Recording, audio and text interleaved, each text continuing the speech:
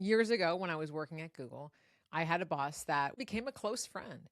She and I got together on the weekends. We talked about everything. She was a major, major supporter in the interest that I had and the things that I was doing, really encouraged me to pursue projects like writing my first book. It just meant the world to me. This boss and I, we totally felt like we were in sync. She really understood the way that I worked, found opportunities for me, and it was a relationship I really valued. And then one day, there was a big reorg that happened in our team. And when I saw the announcement, I felt betrayed. Here was this friend that I had that knew that this was coming. This significant change was coming down the pipe that was going to really derail a lot of the work that I was doing. And she didn't even tell me. And I felt like not only did it feel just like a shock and the rug was pulled out from under me as a team member, but as a friend, you didn't even mention this. You didn't even give me a heads up. And it was really the beginning of the end of that friendship for me. And what I learned on the other side of this, after that happened, after I was managing teams, after I saw what a boss has to go through, I realized bosses and team members, they're not friends. They can be friendly, but there are going to be things that you know, that you learn about, that you hear about as a boss that you can't tell your team members. In that situation, as hard as it was to realize, that manager was right.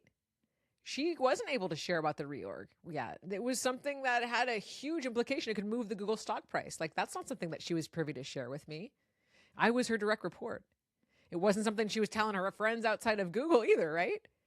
And so for me to have that reaction as an employee was something, it was a misunderstanding of the dynamic. And I share that because so many of you I know struggle with this. I just posted on Instagram a few posts. Can employees be friends with their bosses? Should bosses be friends with their employees?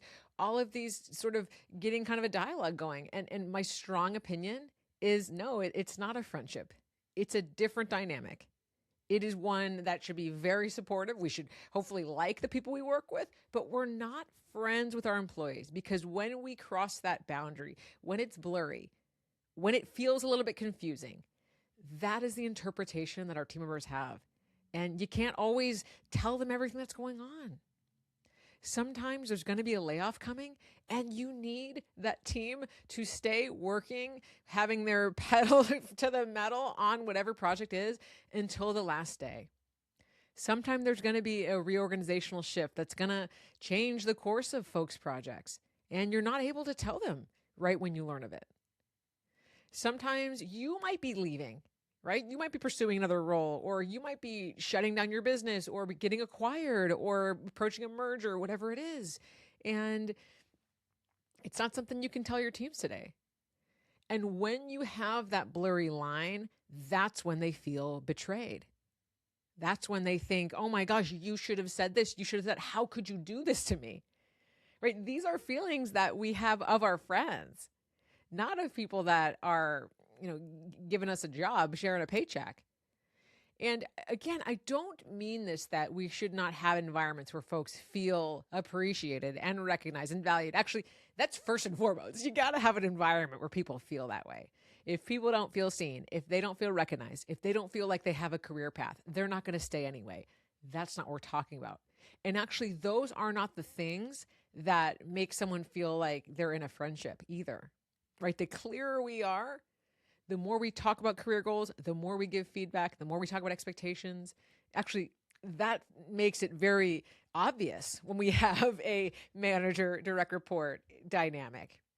It's actually when we skip over a lot of that. It's when we talk about, when we don't give feedback and we kind of are maybe venting about other team members to that person, or we're kind of venting about our own role, and we start to have boundaries where we're not really upholding like this clear dynamic. And again, it doesn't mean you are like, I am a ward of the state. Like I represent the company and I have no thoughts, I have no opinions. No, but there is a difference. And a lot of this, everything that we're talking about, comes down to one behavior of leaders. That's something that's underestimated, under discussed, something that's really important to bring to every day to work, every time you interact with a team member. And that's the act of self-management. We talk on the show about managing tools every single week, right? Feedback and delegating and all the things. But before you can even deploy any of those tools, you have to self-manage. You have to show up thinking, okay, what am I here to do? What is my role? What have I signed up for? What am I committing to?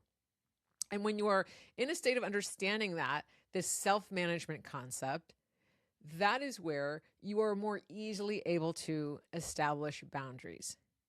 And again, I don't mean stonewalling your teams, right? I mean, well, maybe, I have clients that have gotten in a jam because they've lent employees money before, or maybe they had an investment property and they've rented it to a team member, and then that gets a little bit muddy. Or maybe they, had holidays with an employee and then they don't want to do that the following year, and now they're feeling a little bit weird, right? They invited folks to be there with their family. When we do these kinds of things, we are sending an employee a message that this is more than just this kind of employer-employee dynamic. And we just got to understand that there may be some expectations that person has, which you don't necessarily want to fulfill. And again, it's going to be up to you how you navigate this, but those are the kinds of feelings that people have. And I shared my story on the employee side so that you would see this is the misinterpretation that folks can have. They feel, well, I trusted you. I told you what my goals, about my dreams. How can you do this to me and my family? How can you lay me off? You knew we had this going on. You knew I was the only income in our household. You knew my kid was going to private school. You knew my kid had this health situation and I can't afford to lose my health insurance. How could you do this to me? These are the really real and difficult situations that we face as employers, managing teams. Those are already hard. And if our team members have a misunderstanding of the relationship and they think, okay, yeah, if I don't deliver on my work, it's okay because they get it. They know I've got a lot going on. Or I can take a little bit extra vacation because they know me. They know I need this. Or I can whatever because we're friends. It becomes a sticky situation. And some of this blurs into HR zones. I'm not an HR professional. I am not going to tell you when to fire someone or lay someone off. No. I'm going to just tell you about what to look out for, what to think about. And here's an example of how I've started to approach self-management as I've hired folks, being a friendly person, wanting to have a friendly, welcoming, warm environment, as I know many of you do. When I hire someone, obviously, first and foremost, I don't talk about the other employees with that person, right? That's one thing that I think we all can agree to. We're not kind of trashing folks. We're not even complaining. We're not venting, right? All of the employees are off limits for us to discuss with other employees. So that's one thing. I think we can all agree to that. Another is I don't invite, if I'm having some sort of get together, things like that, I invite all the team members. I don't just invite one person where it's sort of thinking like there's a different dynamic happening here. And honestly, I would not invite them to things that are not sort of a professional thing. So I wouldn't probably invite them to something like a holiday party, but I had a book signing get together, and that was a really great opportunity to invite employees to, right? Something like that. You see what I mean? You're keeping it more work related. When it's about talking about my own self, right? Frustrations, my own fears, my own whatever. I have a boundary here where I will share, I've been thinking about this, or this thing's a little worrisome, or this is something I'm looking to, but I don't go catastrophic where people think we're kind of just like here spitballing as employees. For example, managing a team, again, in tech, let's say a reorg had just happened. I wouldn't have a conversation with team members like, oh my God, here we go again. This is happening. We're all screwed. What's going to happen now? I don't spiral with my team members. I say, yeah, that's a pretty big shakeup. I'm feeling a little bit unsettled, but here's what I'm looking forward to. Here's what I think we might be able to do coming out of this. you've got to have a solid foundation for your team members. And that's part of the self-management. It is your responsibility. So again, I don't commiserate. And then, some of the nuts and bolts, right? I have a distance between the kind of conversations I get involved in. Obviously, I mentioned already, if it's around lending money or extra time off, like there's a set of policies that apply to my team or the company or whatever, and I don't bend them when it's not going to be able to be bent for everyone. There may be situations that come up and it requires a second thought. I'm not saying it's a one size fits all, but for example, if we have a vacation policy or a work in office policy or sick time, or when a bonus is coming out, when raises happen, I don't change that for certain folks because that creates a really unequitable environment. And my guess is it could get into some legal challenges as well. So I wouldn't do that. But again, even if there was no HR implication, those are the kinds of signals that you can send to someone that, like, we have a different dynamic here that's not boss to team member. All of these things are protecting you, and they're protecting that person so that they understand what the dynamic is, how to be successful, how things work inside of your company, how things work inside of the team. The goal is never to be like, don't talk to me. I just want you to get your work done and go home. No, it's, hey, I want everyone to really understand, and everybody on the team in the same way, how to be effective here, how to have a thriving career. So instead of just having conversations about growth with your favorite person, you have it with all the people. Instead of just giving feedback to the people that are struggling, you give feedback to everyone, and you give recognition and thank yous and appreciation. You manage everyone really equitably, which means it may look a little bit different for people, but you're doing the job across the board. You're giving everyone attention in parts of your time. So this is something I think a lot of us have to wrestle with all the time. It doesn't, one thing that came in COVID was managers feeling a lot of pressure, having to navigate these personal dynamics they maybe hadn't had to do before. A lot of managers said, well, I didn't sign up to be a therapist. I don't want to deal with all of this.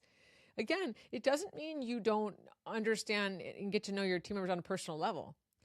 But if a person is coming to you with all of this stuff that you don't feel equipped to discuss or talk about, that is somewhere that you can draw a boundary and say, hey, I really care about you. I really want you to feel supported. I don't know if I'm the right person to talk to about this. Here's some resources that I have for you. Right? And we don't hold it against them if they're struggling, right? We help get them that support, but we don't have to be that person. And I think this is especially challenging.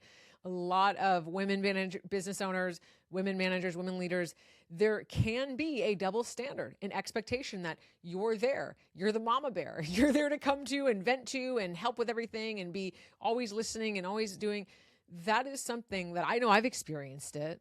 And it's really hard. I know I've experienced this feeling of a sense of responsibility more than if I talk about it with a male counterpart. They're like, I don't really know if I feel that way. I'm like, oh, it must be nice. And it's not always the case. But I think a lot of us can fall into this trap where we feel more of a sense of responsibility and that our team members expect that of us. And now we're navigating this thing of where we can never meet this standard. We can never be supportive enough. We can never be thinking ahead enough for our team members. We can never be looking for opportunities enough for them. I did a manager training a couple years ago in a big tech company, and they were talking about setting your team members up for success for their performance reviews. And one of the women managers said, gosh, I spend hours and hours and hours making sure everyone knows what to write about and feels like they got their right feedback and has their, write up plugged into the system on time so it's not late. And one of her male counterparts was like, why do you do all that? It's their job. It's their responsibility. If someone doesn't fill it out, it's on them. And it was just an interesting observation, right? I would have been in the camp of doing over and above and beyond to make sure that person has everything they need. And maybe that was more than needed. Maybe her counterpart could have done a little bit more to make sure folks felt more supported. So you're going to find the balance that is authentic to you and creates that right level of support that doesn't put you in a place where it's unsustainable. And again, that's where that friend line can start to be blurry. Hey, like I thought you were going to do this because you said this, whatever. the clearer we are, the more we define our role, the more we define the edges of it, the better everyone is set up. So again, I'm sharing this. This is one where I want you just thinking about it. How am I interacting with my team members? How am I giving everyone an equitable experience? How am I being consistent? How can I practice this self-management? Just being aware of it, because being on the other side of that, when I said to my manager, hey, I can't believe you betrayed me in this way, she felt blindsided because she was like, what do you mean? Of course I can't tell you about the reorg. And she felt like kind of like a little bit stuck. She thought she was doing her job the right way because, of course, she wasn't able to tell me about that. And she felt really sad that our friendship was strained now that because I had misunderstood the relationship. And after that happened again, I said, as I was leading folks after that, I thought about that case and I said, gosh, what would I have wanted my manager to say or do from the beginning? How could she have still been very supportive of me, still created an environment that I want to be a part of, still been an advocate for me, but been clear with this friend boundary so that when something like this happened, I wouldn't be so blindsided. And I'm going to leave you with one thing that's, if anything, to try this. Say it up front. When you hire someone, when you have meetings with your team, saying, hey, I am a very transparent person. I am very open. I love to have fun with my team. I want things to be silly. And there's going to be times when I can't be that way. There's going to be times when I can't share everything. There's going to be times when something's coming up that, it's not quite baked enough to share with the team. And I will do everything I can to uphold this, these different qualities that I want to be. And sometimes it's not going to be perfect. And I just ask you to come along with the ride and understand that. That is the kind of message that leaders say to their team that set those expectations. That is what I mean by a boundary.